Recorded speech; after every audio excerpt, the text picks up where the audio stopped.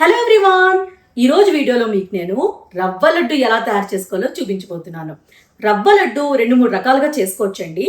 నేను ఈరోజు మీకు పాకం పెట్టి రవ్వ లడ్డు చేసి చూపించబోతున్నాను. పాకం పెడితే ఏమవుతుందంటే 1 మంత్ వరకు నిల్వ ఉంటుందండి లడ్డు అనమాట. పాకం పెట్టలేదు అనుకోండి 1 వీక్లోనే లడ్డులు పాడైపోతాయి అనమాట. సపోజ్ మీరు 1 వీకే చాలు, ఎక్కువ రోజులు స్టోర్ చేయాల్సిన అవసరం లేదు, 1 వీక్లోనే మేము లడ్డూలన్నీ తినేస్తామంటే మీరు పాకం పెట్టకుండా కూడా రవ్వ లడ్డూలు చేసుకోవచ్చు. సపోజ్ 1 మంత్ ఉండాలంటే మాత్రం పాకం పెట్టాల్సిందే. అండ్ చాలా రుచిగా ఉంటాయండి. పాకం పెట్టినా బాగుంటాయి, పెట్టపోయినా బాగుంటాయి. బట్ స్టోర్ ఉంటుంది, స్టోర్ ఉండదు, అంతే అనమాట. సో వీడియోలోకి చూసేద్దామా ఎలా తయారు చేసుకోవాలో? పదండి.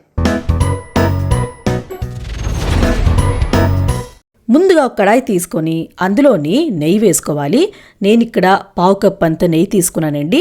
నెయ్యి ఎక్కువ తీసుకుంటేనే రవ్వ లడ్డూలు చాలా రుచిగా ఉంటాయన్నమాట. సో నెయ్యి బాగా మెల్ట్ అయిన తర్వాత మీరు జీడిపప్పు ముందు ఫ్రై చేసుకోవాలన్నమాట. జీడిపప్పు ఇంతే వేసుకోవాలని ఏమీ లేదండి, మీకు నచ్చినంత మీరు వేసుకోవచ్చు. నేను ఒక పిడికిడి వరకు వేసుకున్నాను. ఇలా జీడిపప్పు లైట్గా ఫ్రై అయిన తర్వాత కిస్మిస్ యాడ్ చేసుకోవాలి. ఇవన్నీ మీరు లో ఫ్లేమ్లోనే ఫ్రై చేసుకోవాలండి. లైట్గా కలర్ చేంజ్ అవ్వాలి, అంటే గోల్డెన్ కలర్ వచ్చిన వరకు ఫ్రై చేసుకోవాలన్నమాట. సో ఇలా గోల్డెన్ కలర్ వచ్చేసింది కదండి, ఇప్పుడు ఇవన్నీ తీసుకొని ఒక ప్లేట్లో వేసేసుకోవాలన్నమాట.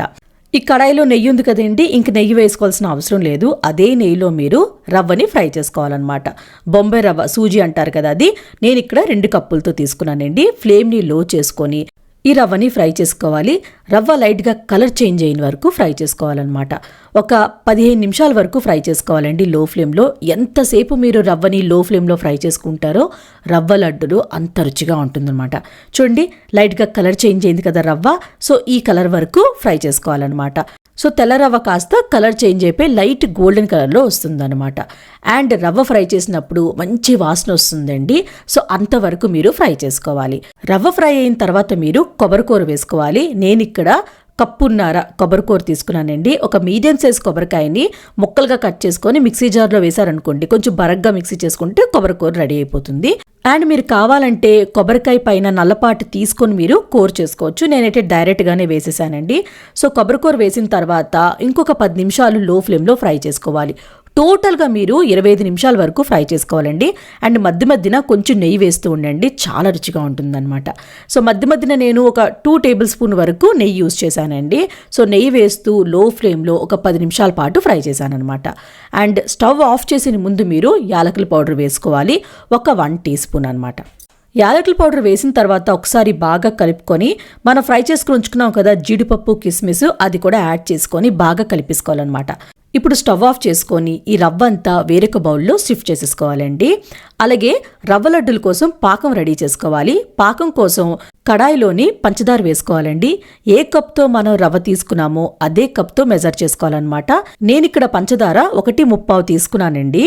పంచదార వేసిన తర్వాత వాటర్ వేసుకోవాలి. ఒక 1/2 కప్పు వాటర్ వేసుకొని స్టవ్ ఆన్ చేసుకొని ఈ పంచదార అంతా బాగా కరిగిన వరకు మధ్య మధ్యన కలుపుతూ ఉడికించుకోవాలన్నమాట. పాకం రావాల్సిన అవసరం ఏమి లేదండి, జస్ట్ ఇదంతా కరిగిపోవాలన్నమాట, మెల్ట్ అయిపోవాలి. అండ్ మీరు ఇలా టచ్ చేశారనుకోండి తీగ పాకంలాగా ఉండాలన్నమాట, అంతేనండి. ఎక్కువ మరిగించకండి, జస్ట్ తీగ పాకంలాగా వచ్చినట్టుంటే ఫ్లేమ్ని లో చేసుకొని మనం రవ్వ ఫ్రై చేసుకుని ఉంచుకున్నాం కదా, ఆ రవ్వంతా దీంట్లో వేసుకొని బాగా కలుపుకొని ఒక్క 2 నిమిషాలు లో ఫ్లేమ్లో మధ్య మధ్యన కలుపుతూ ఉడికించుకోవాలన్నమాట. అంతే, 2 నిమిషాలండి. అండ్ బాగా కలుపుకోవాలండి, ఉండలేమీ లేకుండా చూసుకొని, అంటే ఈ పాకంలో రవ్వంతా బాగా కలిసిపోవాలన్నమాట. అప్పటి వరకు మీరు కలుపుతూనే ఉండాలి.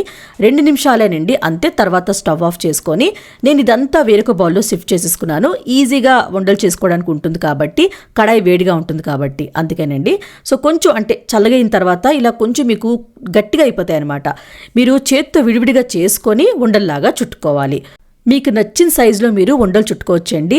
అండ్ ఉండలు చుట్టినప్పుడు జీడిపప్పు పైకి వచ్చినట్టు చూసుకొని ఉండలు చుట్టుకోండి, చూడ్డానికి కూడా అందంగా ఉంటుందన్నమాట రవ్వ లడ్డు. ఇలాగే మీరు అన్ని రవ్వ లడ్డూలు చేసుకొని చక్కగా ఒక డబ్బాలో వేసుకొని స్టోర్ చేసేసుకోవచ్చండి.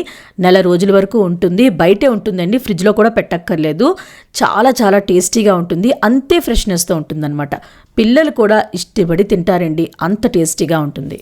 రెడీ అయిపోయండి రవ్వ లడ్డులు. చూసారు కదా ఎంత ఈజీగా ఉందో, చాలా చాలా టేస్టీగా ఉందండి. మీ ఎదురుగా నేను తిని చూపిస్తాను.